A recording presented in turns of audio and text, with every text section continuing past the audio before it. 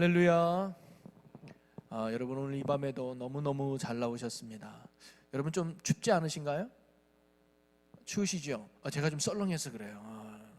물론 좀 날씨가 이번 주에 눈이 내려서 기온이 많이 떨어져서 굉장히 썰렁한 한 주가 됐을 텐데, 아마 평상시에만큼 틀었는데 날씨가 아마 너무 춥다 보니까 아마 냉기가 더 있어서 아마 춥게 느껴지는 것 같아요. 여러분 몸은 떨어도 우리 마음에 있는 성령의 불로 오늘 몸을 녹이시고 또 하나님 앞에 회복되고 또 가까이 갈 수 있는 은혜와 귀한 축복의 시간이 되시기를 주님의 이름으로 간절히 축원합니다. 우리 옆에 분과 인사 한번 나눌까요? 좀 옆에 분이 여기 멀리 떨어져 있네요. 이렇게 눈빛만 봐도 오늘 이 밤에도 잘 나오셨습니다. 할렐루야. 반갑습니다. 네, 할렐루야. 감사해요. 여러분, 어느 꼬마가 자전거를 몹시 갖고 싶었대요. 그래서 하나님 앞에 자전거 좀 달라고 기도를 했어요. 그런데 하루를 하고 이틀 하고 3일을 해도 아무런 반응이 없는 거예요. 그랬더니 하루는 이 아이가 마리아상 있잖아요. 마리아상을 가지고 자기 방에 들어가서 문을 딱 잠그더니 이렇게 기도하더래요. 예수님, 제가 예수님의 어머니를 인질로 붙잡고 있으니 조금만 할 때 빨리 자전거를 선물로 주십시오 라고 기도했대요. 웃자고 한 얘기겠죠. 뭐 이렇게 기도한 친구가 있겠습니까만은. 또 꼬마에 관한 또 이야기가 있어요. 어느 주일 아침 꼬마 아이가 엄마와 같이 교회 예배 드리러 갔는데, 이 아이가 엄마 몰래 장난감 총을 몸에 숨기고 예배 드리러 간 거예요. 그래서 한참 이제 예배를 드리고 설교를 한참 듣고 있는데, 이 아이가 갑자기 장난감 총을 이렇게 누른 거예요. 발사를 한 거죠. 그랬더니 이 장난총이 얼마나 잘 만들어졌는지 진짜 총 같은 소리가 난 거예요. 탕 소리가 나니까, 여러분 얼마나 요즘 이렇게 총기 사고가 많이 납니까? 그러니까 사람들이 깜짝 놀라가지고 그 교회 예배당에 있는 많은 사람들이 다 의자 밑으로 들어가서 무릎을 꿇고 막 기도를 하더라는 거예요. 이것에 너무 당황한 이 꼬마의 엄마는 부랴부랴 이 아들을 이끌고 예배당으로 빠져요. 너무 창피하니까. 그런데 예배당 정문을 딱 나서려고 보니까 한 할아버지가 길을 가로막는 거예요. 그러면서 이렇게 말하더래요. 괜찮아요. 안 나가도 됩니다. 난 사람들이 오늘처럼 간절히 기도하는 것을 못 봤어요.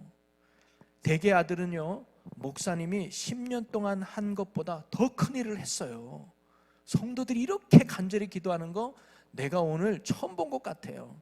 그 아이의 총선 한 방이 아마 이 성도들을 긴장하게 해서 더 간절하게 기도하게 만들었다고 하는, 웃지 못할 이야기는 아닌가, 하여튼 좀 이런 얘기가 있었어요. 정말 여러분들이 진짜 믿음인가 아닌가는 한번 총 쏴보면 알게요. 정말 여러분이 간절하게 담대하게. 제가 왜 이 두 가지 이야기를 했냐면요, 신앙생활에 함에 있어서 기도라고 하는 이 부분은 참으로 중요하다는 거죠. 예수님도 공생애를 하면서 제자들에게 가르쳤던 유일한 한 가지가 있다면 그것은 기도하는 것에 대해서 가르친 거예요. 너희는 이렇게 기도하라. 뭐 기도에 가르쳐 준 거 아닙니까? 그게 주 기도문이잖아요. 왜냐하면 기도가 신앙생활에 있어서 참으로 중요했기 때문에 예수님이 기도를 가르쳐 줬던 거죠.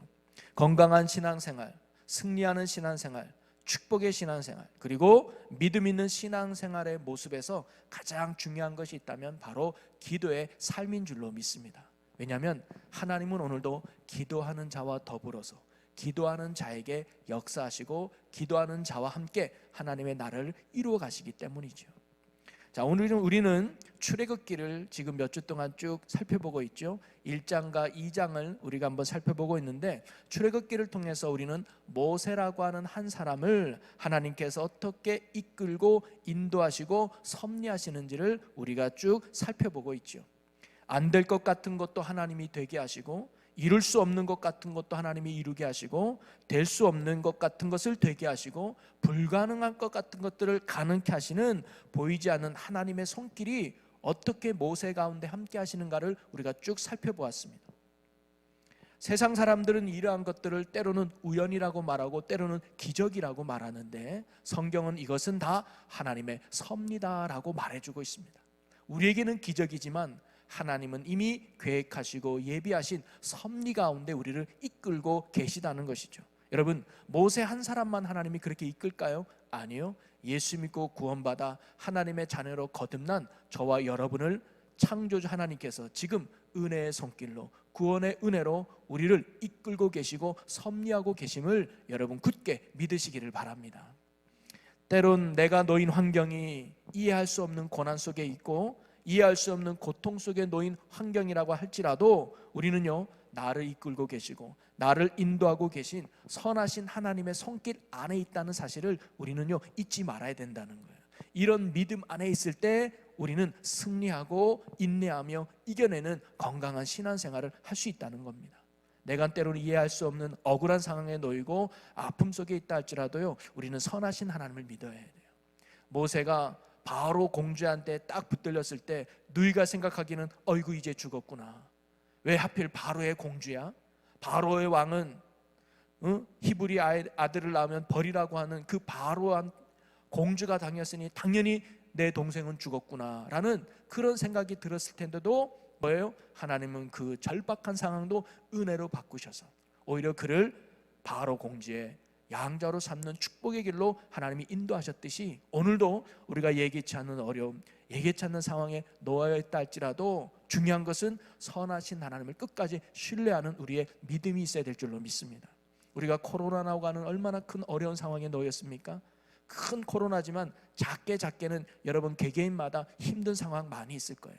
코로나만 없었다면 내가 좀 더 나았을 텐데, 코로나만 없었다면 내 삶이 좀 더 행복했을 텐데 라고 하는 안타까운 상황에 우리가 놓여 있었을 거예요. 그러나 우리가 그런 아픔과 고난 가운데 있다 할지라도 나를 사랑하시고 나를 구원하신 하나님의 큰 은혜의 섭리 안에 우리가 놓여 있다는 사실을 여러분 결코 잊지 마시고, 어떤 상황에 있든 어떤 형편에 있든지 중요한 건 그 선하신 하나님을 우리가 결코 놓치지 않고 끝까지 믿음 안에서 주님을 붙드는 신앙으로 살아가야 될 줄로 믿습니다. 언제나 역사의 주관자가 되시고 섭리가 되시는 하나님을 신뢰하며 바라보며 그분만을 따를 수 있는 참 믿음으로 살아갈 수 있는 저와 또 여기 모인 여러 성도 여러분이 되시기를 주님의 이름으로 간절히 축원합니다. 자, 그렇다면 하나님은 어떤 사람에게 하나님의 이러한 구원의 섭리, 은혜의 섭리를 이끌어 가실까요? 그게 중요해요. 하나님은 아무나 이런 구원의 섭리 가운데 아무나 하나님의 은혜의 섭리로 이끄시는 건 아닌 것 같아요. 하나님은 어떤 사람을 선한 길로 이끌고 그에게 구원의 섭리를 베풀어 주실까? 첫째는 뭐예요? 믿음 있는 자를 통해서 하나님은 구원의 섭리를 이끌어 가신다는 사실을 우리는 모세의 부모를 통해서 몇 주간 쭉 살펴보았잖아요. 모세가 모세로서 잘할 수 있었던 큰 은혜의 역할은 바로 부모의 믿음에 있었습니다. 부모들의 그 믿음으로 말미암아 하나님은 모세를 이끌었고 모세를 인도했고 모세 가운데 구원의 섭리를 베풀었다는 사실을 우리가 알고 있죠. 자, 그리고 또 하나 하나님의 섭리는 어떤 사람에게 임하는가? 오늘 우리는 본문 말씀을 통해서 또 하나 그 섭리는 어떤 사람에게 임하는지를 우리가 발견할 수 있습니다. 자, 오늘 25절을 한번 같이 읽어볼까요? 25절, 하나님이 이스라엘 자손을 돌보셨고 하나님이 그들을 기억하셨더라. 자, 25절에 보니까 하나님이 이스라엘 자손을 돌보셨고 그들을 기억하셨다라고 나와요. 자, 하나님이 이스라엘 백성을 돌아보셨고 기억하셨다. 이 말의 의미가 뭘까요? 이 말을 직역하면 이렇습니다. 하나님이 이스라엘을 보셨고 하나님이 이스라엘을 아셨다는 거예요. 그럼 하나님이 어떤 이스라엘을 보셨고 어떤 이스라엘에 아셨다는 거예요? 어떤 이스라엘의 형편의 상황을 아셨다는 거예요? 바로 고통과 아픔 속에 있는 이스라엘을 봤다는 거예요. 지금 이스라엘이 얼마나 고통 속에 있는지, 지금 이스라엘 백성이 얼마나 노예로 고통당하고 아픔 가운데 있는지를 하나님이 보셨고 하나님이 아셨다는 거예요. 한마디로 말하면 애굽 땅에서 노예로 고통당하는 그들의 아픔을 아신 하나님께서 나아가 이제는 그들을 건져내시기로 작정하셨다는 표현입니다. 24절을 또 볼까요? 하나님이 그들의 고통 소리를 들으시고 하나님이 아브라함과 이삭과 야곱에게 세운 그의 언약을 기억하사. 여기 보니까 그의 언약을 기억하사라는 표현이 나오죠. 어떤 언약일까요? 아브라함과 맺었던 언약이에요. 특별히 창세기 15장 13절에서 14절에 나오는데 우리 같이 한번 읽어보겠습니다. 여호와께서 아브라함에게 이르시되 너는 반드시 알라 내 자손이 이방에서 객이 되어 그들을 섬기겠고 그들은 400년 동안 내 자손을 괴롭히리니 그들이 섬기는 나라를 내가 징벌할지며 그 후에 내 자손이 큰 재물을 이끌고 나오리라. 하나님은 이스라엘 백성이 객된 땅, 즉 애굽 땅에서 고통당할 것을 이미 아셨어요. 그리고 때가 되면 하나님이 애굽 땅에서 그들을 인도해 낼 것을 약속하셨다는 거예요. 그 언약을 하나님이 기억하셨다는 거예요. 하나님이 이러한 약속, 바로 애굽 땅에서 나와서 가나안 땅으로 갈 것을 하나님이 약속하신 것을 하나님이 기억해내고 이 말씀대로, 이 약속대로 이스라엘을 이제 건져내기로 하나님이 작정하셨다는 말씀이죠. 자, 그렇다면 여러분, 왜 하나님은 여기 와서, 이제 와서 하나님께서 이러한 약속과 언약을 기억하셨을까요? 왜 이제 와서 고통 가운데 있는 이스라엘 백성을 구원해내기로 하셨을까요? 이 시기가 언제냐면 모세의 나이가 80세 되었을 때예요. 모세는 120년 살았는데 세 단계로 나눠볼 수 있다고 그랬잖아요. 초기에 40년은 애굽에서 왕자로 지냈어요. 그러다가 사람 죽인 게 들키니까 광야로 가서 도망자 신세로 목동으로 살게 되죠. 그게 40년이에요. 그리고 나머지 40년은 하나님이 모세를 불러서 이스라엘 백성을 이끄는 지도자로 세우는 그런 40년의 생활을 하게 되잖아요. 그러면 오늘 본문 말씀의 때가 언제냐면 모세가 40년 동안의 광야 생활을 끝내고 이제 하나님의 구원하기로 작정해서 모세를 지도자로 부르는 장면의 연결점이 오늘 본문이거든요. 그러니까 지금 이때가 모세가 몇 살이냐면 80년이에요. 즉 80살 때 하나님께서 이스라엘을 구원하기로 작정하셨단 말이죠. 자, 그렇다면 지금 이스라엘 백성들이 최소한 몇 년 동안 고통당하고 있다는 얘기예요? 80년 이상이죠. 최소한. 그죠?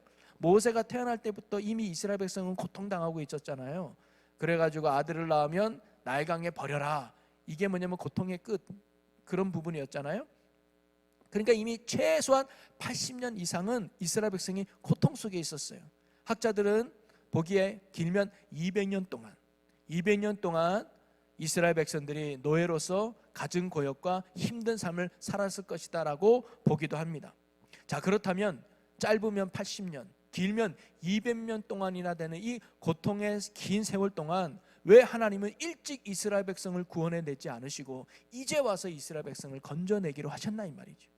모세가 80살이 되었을 때 이스라엘 백성이 200년 동안 그렇게 고통과 아픔을 겪으면서 하나님의 백성이라고 하는 이스라엘 백성들을 왜 하나님은 잊고 있다가 이제 와서 이스라엘 백성의 고통을 보셨고 그들을 아셨고 그들의 언약을 기억하시고 그래서 그들을 구원하기로 작정하셨냐 이 말이죠.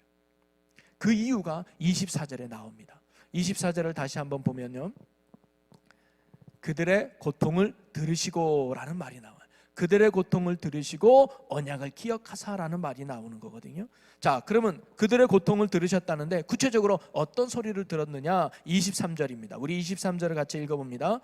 여러 해 후에 애굽 왕은 죽었고 이스라엘 자손은 고된 노동으로 말미암아 탄식하며 부르짖으니 그 고된 노동으로 말미암아 부르짖는 소리가 하나님께 상달된지라. 아멘. 바로 그들이 어떤 것을 소리를 냈다는 거예요? 고통 속에서 하나님 앞에 구원해 달라고 부르짖는 기도의 소리를 냈다는 거예요. 그리고 하나님은 그 소리를 들었다는 말이시죠. 하나님이 이러한 부르짖는 소리를 들으시고 이스라엘의 고통을 보셨고 아픔을 아셨고 그리고 언약을 기억하셔서 그들을 구원하기로 하나님이 작정하셨다는 말씀입니다. 한마디로 말하면 이스라엘 백성의 부르짖는 기도가 있었기 때문에 하나님은 그들을 구원하기로 하셨다는 거예요. 이게 중요하다는 거죠. 사실 이스라엘 백성을 애굽에서 건져내기로 한 것은 이미 400년 전에 하나님이 약속한 내용이기도 하죠. 너희들은 객이 될 것이고 400년 후에 내가 너희를 건져낼 것이다. 이것이 이미 하나님이 계획하시고 섭리하신 뜻이었어요. 그런데 여러분요, 이 하나님의 계획이 있다 할지라도 하나님의 섭리가 있다 할지라도요, 이러한 하나님의 구원은요 이스라엘 백성의 부르짖는 기도가 있었기 때문에 가능했다는 사실을 우리는 알아야 한다는 거예요. 그러기에 오늘 본문 말씀에서 우리가 깨달을 수 있는 아주 중요한 영적 교훈은 뭐냐면 하나님의 섭리의 계획과 하나님의 구원의 역사는 우연히 이루어지는 것이 아니라 바로 우리의 믿음의 반응이 있을 때, 그것은 뭐예요? 기도하는 자를 통해서 하나님의 구원의 은혜와 복음의 역사가 일어난다는 사실을 오늘 우리에게 가르쳐주고 있습니다. 제가 초반에 하나님이 어떤 사람에게 구원의 섭리를 베푸느냐, 첫째는 믿음 있는 사람이라 그랬어요. 그래서 모세의 부모와 같이, 그리고 두 번째는 뭐예요? 그 믿음과 더불어 기도하는 자를 통해서 하나님의 구원의 역사는 이루어진다는 겁니다. 바꿔 말하면 기도하지 않으면, 구하지 않으면, 부르짖지 않으면 하나님께서 구원의 손길, 은혜의 손길을 내밀고 베풀지 않는다는 말씀입니다. 마태복음 7장 7절에 우리가 너무나 잘 알고 있는 기도에 관한 내용이죠. 구하라 그럼 너에게 주실 것이요, 찾으라 그럼 너희가 찾아낼 것이요, 문을 두드리라 그러면 너에게 열릴 것이니. 이 말은 뭐냐면 구하는 자에게 주시겠다는 거예요. 찾는 자에게 찾게 하시겠다는 거예요. 그리고 두드리는 자에게 열리게 하신다는 말씀이죠. 이것을 바꿔보면 뭐냐면 구하지 않으면 주지 않겠다는 거예요. 찾지 않으면 찾지 못한다는 거예요. 두드리지 않으면 하나님이 뭘 열리게 하지 않는다는 말씀입니다. 하나님은요, 오늘도 우리가 무엇이 필요한지를 알고 계시는 전능하시고 전지하신 아버지 하나님이세요. 마태복음 6장 32절에 보면 이는 다 이방인들이 구하는 것이라 너희 하늘 아버지께서 이 모든 것이 너희에게 있어야 할 줄을 아시느니라. 여러분, 하나님은요 전지하신 분이라잖아요. 모든 걸 알고 계셔요. 사실 이스라엘 백성이 지금 어떤 고통 속에 있는지, 어떤 아픔에 있는지 하나님은 그때 가서 알고 보신 게 아니에요. 이미 알고 계셨던 것처럼 하나님은 오늘 여러분이 어떤 문제로 힘들어하는지, 어떤 아픔 속에 고통당하는지, 어떤 고난 가운데 힘들어하는지 하나님은 뭐예요? 이미 다 알고 계시다는 거예요. 이스라엘 백성이 고통과 아픔을 아셨던 하나님이 오늘 우리의 모든 고통과 아픔도 알고 계시다는 거죠. 그리고 그 고통 가운데 있는 우리를 건져내길 원하시는 분도 아버지 하나님의 마음이에요. 그러나 하나님은 우리가 구하지 않으면, 우리가 찾지 않으면, 우리가 믿음으로 두드리지 않으면 하나님은 구원의 손길, 구원의 능력을 베풀지 않는다는 사실을 또는 우리가 알아야 된다는 거예요. 한마디로 말하면 기도하기 전에는 하나님이 우리에게 필요한 거 주시지 않는다는 말씀입니다. 이스라엘의 고통 속에 살아도 기도하고 부르짖어야 하나님이 그들을 구원해 주셨던 것처럼 오늘도 우리에게 필요한 거 구하는 자에게 하나님이 주신다는 거예요. 구하지 않으면 하나님이 주시지 않는다는 거죠. 자, 그러면 왜 그럴까요? 하나님이 이미 알아서 우리에게 필요한 거 그때그때마다 착착착 주시면 얼마나 좋아요. 그런데 왜 하나님은 그때그때마다 주시지 않고 꼭 구해야만 주신다고 말씀하셨을까요? 그것은 우리의 믿음을 위해서입니다. 믿음 때문이라는 거예요. 여러분, 하나님이 가장 기뻐하시는 게 뭐라 그랬어요? 믿음이라 그랬어요. 언제나 우리가 하나님을 신뢰하고 언제나 우리가 주님을 믿는 믿음 안에 살기를 하나님이 원하시는데 바로 이 기도가 믿음을 더욱 견고하게 하고 믿음으로 살아가게 하는 힘이 된다는 거죠. 여러분, 예를 들어서 이렇게 한번 생각해 봅시다. 만약에 우리가 어떤 문제가 있는데 기도하지 않았는데 이 문제가 해결됐다고 생각해 봅시다. 그러면 우리는 하나님의 은혜라고 생각하기보다는 우연이라고 생각하는 경우가 많을 거예요. 이거 우연히 이루어졌네. 또 여기서 더 나아가면 내가 잘해서 뭔가 이 문제가 해결된 줄로 착각할 수도 있을 거예요. 그러면 하나님을 믿기는커녕 오히려 더 이거 기도 안 해도 되네, 하나님 믿지 않아도 되네, 하나님을 의지하지 않아도 내 문제가 잘 해결되네 하면서 오히려 하나님을 가까이 하기보다는 하나님을 멀리하는 불신앙으로 갈 경우가 많아진다는 거죠. 그런데 만약에 우리가 어떤 문제를 놓고 간절히 부르짖어서 기도해서 무엇인가가 이루어지고 응답받았다면 우리는 뭐예요? 하나님의 은혜로 생각하죠. 그러면서 뭐예요? 역시 하나님 아니면 안 되구나, 역시 하나님밖에 없구나 하면서 우리는 더욱 하나님을 의지하게 되고 하나님을 신뢰하게 되고 하나님을 따르게 되지 않겠습니까? 그 믿음을 더 견고하기 위해서 하나님은 뭐예요? 오늘도 구하는 자에게 준다 그러고 찾는 자에게 찾게 하신다고 말씀하신 겁니다. 자, 그렇다면 이스라엘 백성이 이렇게 하나님 앞에 고통 속에 건져달라고 간절히 부르짖었기 때문에 이제 하나님께서 그들에게 구원의 은혜를 베풀어 주기로 작정하셨단 말이죠. 자, 그러면 왜 이스라엘 백성은 이제 와서 하나님께 부르짖었을까요? 왜 일찍 부르짖지 않고? 여러분, 출애굽기 1장과 2장을 보면 고통의 과정들이 쭉 나오는데 이스라엘 백성들이 이런 고통 속에 살아갈 때 그들이 하나님께 부르짖었다는 표현들이 1장, 2장에 나오지 않아요. 오늘 본문이 처음으로 그들이 부르짖었다는 표현이 나와요. 자, 특별히 오늘 본문을 보니까 23절에 노동으로 말미암아 탄식하며 부르짖었으니, 말미암아, 그 노동 때문에 너무 힘드니까, 그 노동 때문에 너무 고통스러우니까 그때서야 하나님 앞에 뭐예요? 부르짖었다는 거예요. 그때 가서야 하나님께 부르짖었다는 말 아니겠습니까? 쉽게 말하면 그러면 그 이전에는 부르짖지 않았다는 거예요. 그 이전에는 하나님께 구하지도 않고, 그 이전에는 하나님께 찾지도 않고, 그 이전에는 구원의 문을 두드리지도 않았다는 거죠. 자, 그러면 그들은 왜 그 이전에는 기도하지 않았을까요? 오늘 저와 여러분이 마지막으로 나눠볼 말씀이 바로 이겁니다. 그들은 왜 이 이전에는 부르짖지 않았을까? 그들은 왜 이 이전에는 하나님을 찾지 않았을까? 한마디로 말하면 그들은 왜 기도하지 않았을까? 그 이유를 오늘 한번 생각해 보려고 합니다. 그것은요, 오늘 우리가 기도하지 않는 이유와 동일한 것 같아요. 왜 성도들은 기도하지 않을까? 오늘 그 모습들을 돌아보면서 오늘 우리가 하나님 앞에 반성하고 기도하는 자로 세워지는 은혜가 오늘 있기를 주의 이름으로 간절히 축복합니다. 두 가지를 한번 생각해 볼 수 있는데요. 왜 이스라엘 백성들이 하나님 앞에 부르짖지 않았을까? 그 이전에는 첫째는 뭐냐면 자신의 힘으로 뭔가 이 문제를 해결할 수 있다고 생각했기 때문이죠. 그들은 하나님께 구하고 찾고 그 하나님 앞에 구원을 두드리지 않았던 이유는 굳이 하나님의 도움을 구할 필요를 그들이 찾지 못했기 때문에 기도하지 않았다는 거예요. 내가 어느 정도 힘이 있으니까 이 문제 내가 해결할 수 있어. 그러니까 굳이 없었던 것이죠.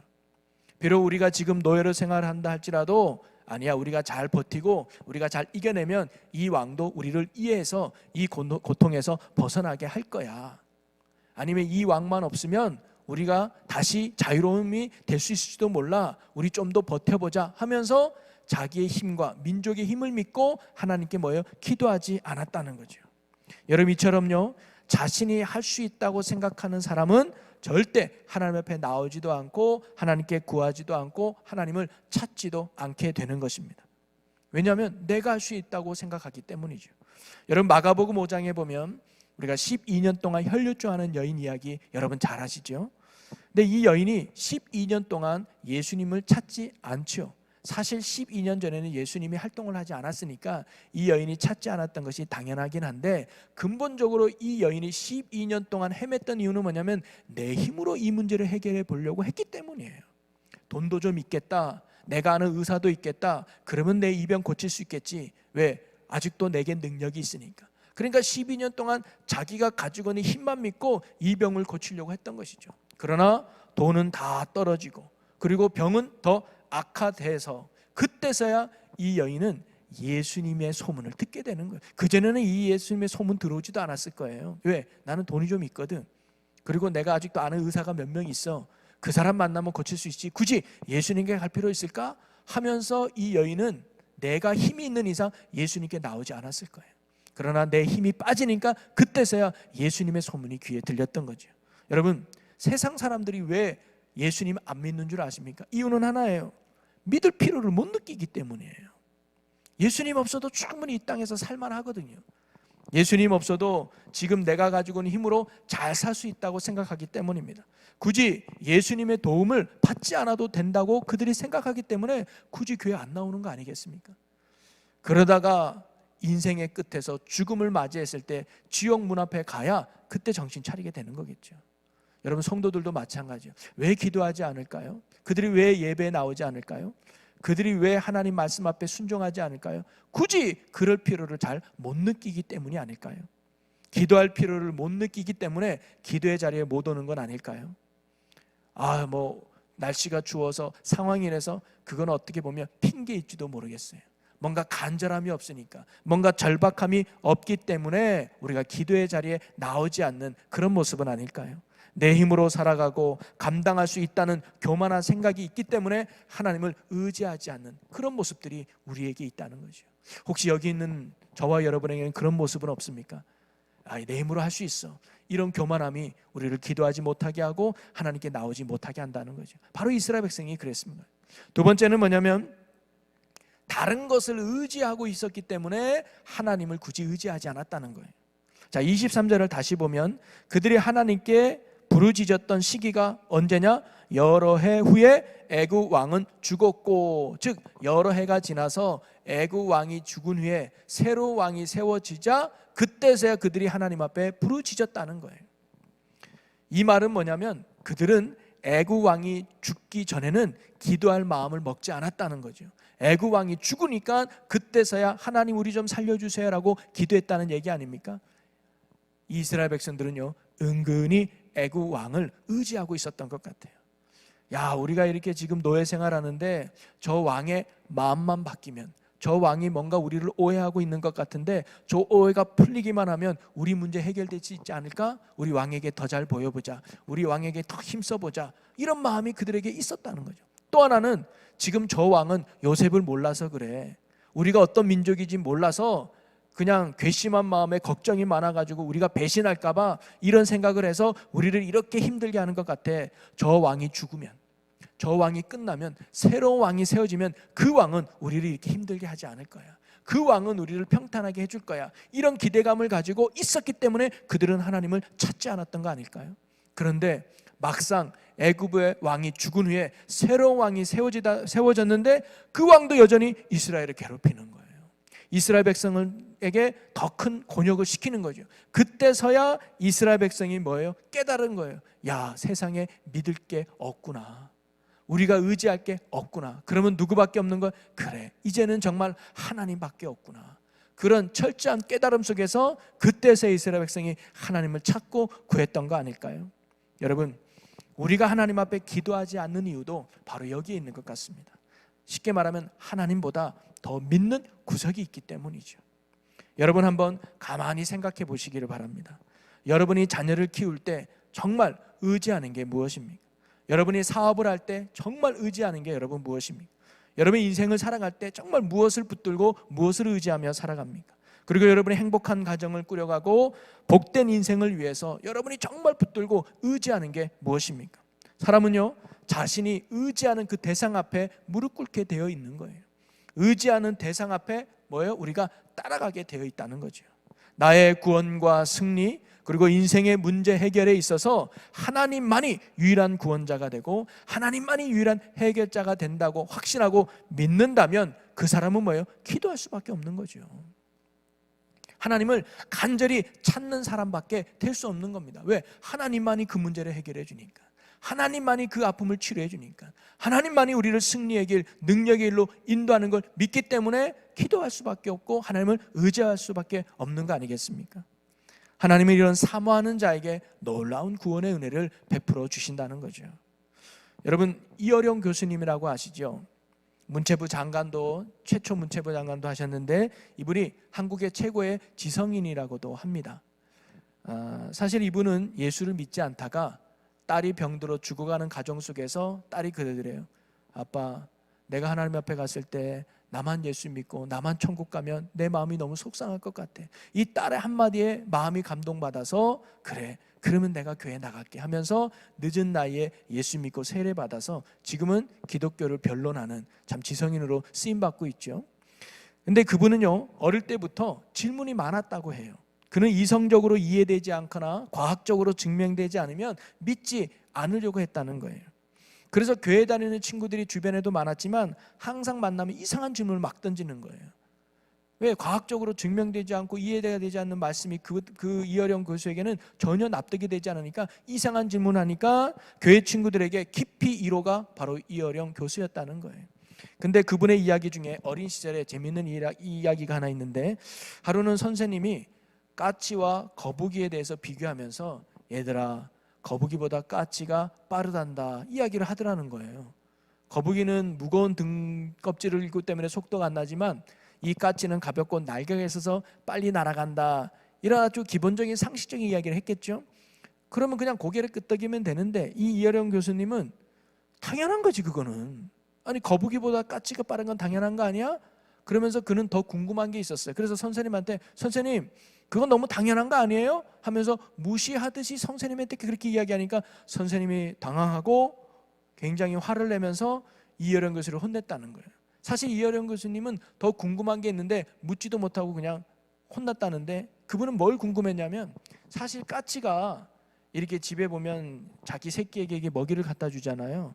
그런데 그 까치 새끼들이 이름이 있는 것도 아닌데 다 똑같이 생겨가지고 입을 쩍쩍쩍 벌리는데 이 까치가 어떻게 배고픈 그 새끼인 줄 알고 골고루 음식을 먹이지? 그래서 그 4마리 5마리들이 다 골고루 음식을 먹이는 게 신기하다는 거예요. 사실 그것을 질문하고 싶었는데 나중에 그 질문하다가 꿀밤이나 더 몇 대 맞고 말이죠. 근데 나중에 이분이 이제 공부를 하면서 알게 됐다는 얘기를 하는 거예요.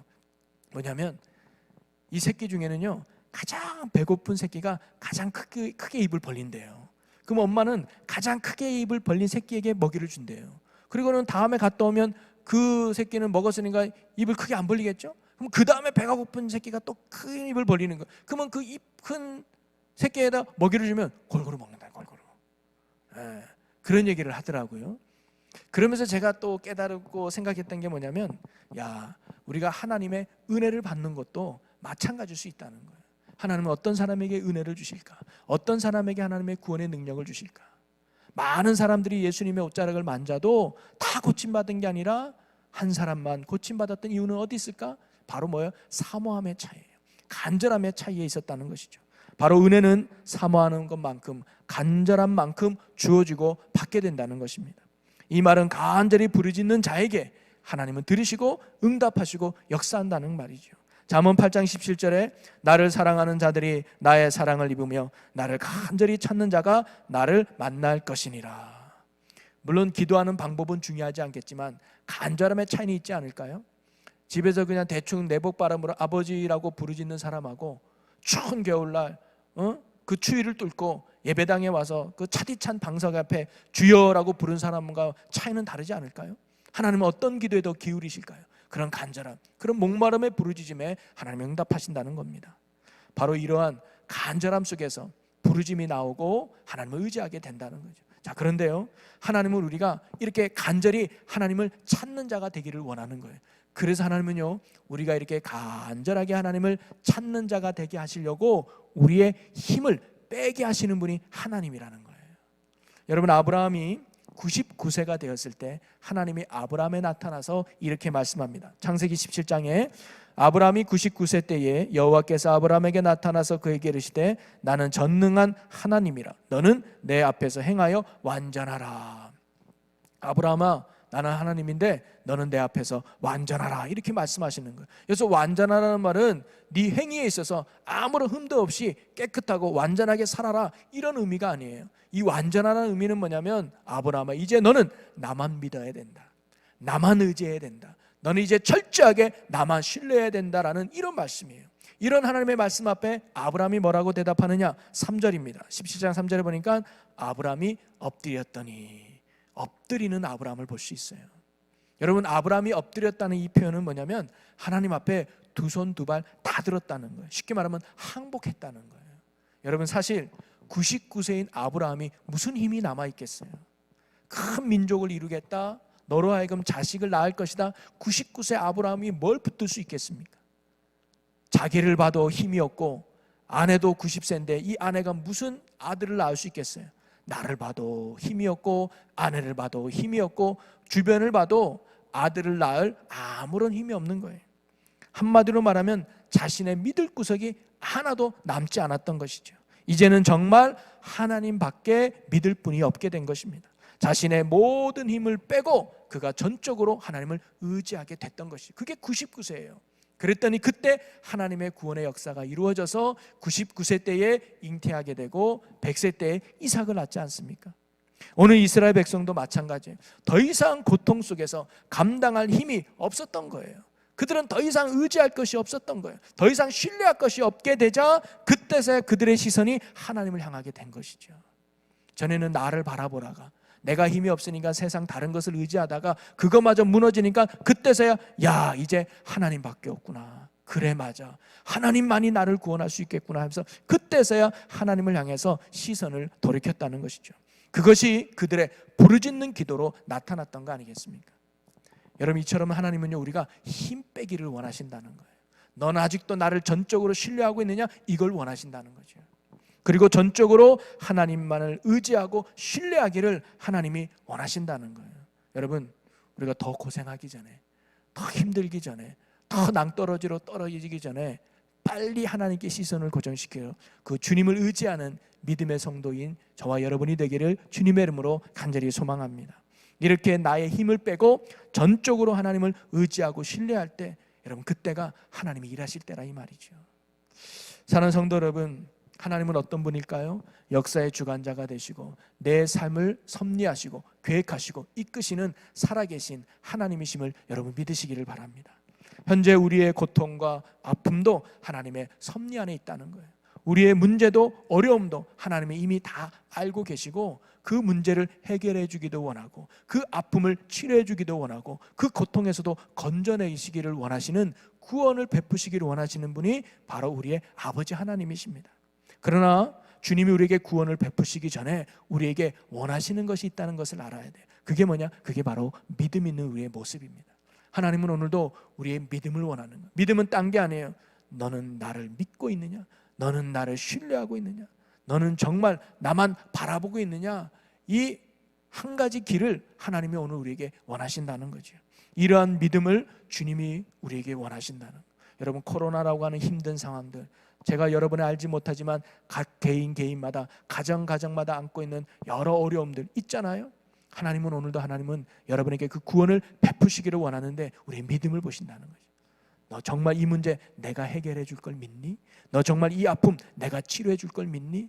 이 고통에서 내가 건져낼 걸 믿니? 네, 믿습니다 라고 말할 때 그 믿음이 뭘로 표현되는 거예요? 기도로 표현되는 거예요. 그걸 믿는다면 우린 기도해야지요. 그걸 믿는다면 우리는 부르짖어야 된다는 거죠. 여러분, 오늘 이 밤에 살아계신 하나님 앞에 부르짖기 위해서 여러분 오늘 나온 거 아니겠습니까? 내 인생을 하나님께 맡기고 내 자녀를 하나님께 맡기고 내 가정을 하나님께 맡기고 그리고 이 나라를 하나님께 맡기고 하나님 아니면 안 된다고 하는 절박한 심정을 가지고 오늘도 오직 주님께만 구하고 주님께 찾고 주님께 구원의 문을 두드리는 부르짖는 자로 살아갈 수 있는 저와 여러분이 되시기를 주님의 이름으로 간절히 축원합니다. 그러면 하나님께서 우리의 이런 간절한 부르짖음을 들으시고 우리의 문제를 보시고 그리고 하나님의 약속을 기억하셔서 구원을 베풀기로 작정하셔서 진정한 하나님의 구원과 놀라운 은혜를 누리는 복 있는 삶으로 우리 하나님께서 이끌어 주실 줄로 믿습니다. 그런 믿음의 삶을 살아가는 저와 여러분이 되시기를 주님의 이름으로 간절히 축원합니다. 우리 기도하겠습니다. 하나님, 오늘도 살아계셔서 우리의 간구함을 들으시는 아버지 하나님, 이스라엘 백성의 고통을 돌보시고 그들을 구원하신 하나님, 오늘 사랑하는 주의 성도들이 처해 있는 아픔과 고통, 어려움과 고난을 아버지 하나님이 잘 알고 계실 줄로 압니다. 그리고 누구보다 우리에게 구원을 베풀기를 원하시는 것도 압니다. 우리가 이스라엘 백성처럼 주님의 구원과 은혜를 사모하며 간절히 부르짖는 믿음의 성도들이 되게 하여 주시옵소서. 주님의 도우심이 아니면 안 된다고 하는 간절함과 절박한 심정으로 날마다 기도로 나아가는 저희들이 되게 하여 주시옵소서. 그리하여 우리의 부르짖음을 들으시고 주님의 구원하심과 은혜 속에 살아가는 복된 주의 자녀들이 되게 하여 주시옵소서. 우리의 영원한 소망과 능력이 되시는 우리 주 예수 그리스도 이름으로 기도하옵나이다. 아멘. 아들이 사랑합니다. 내 아버지 사랑합니다. 내 아버지. 아멘. 주님 찬양합니다. 내 만나요 선포합니다.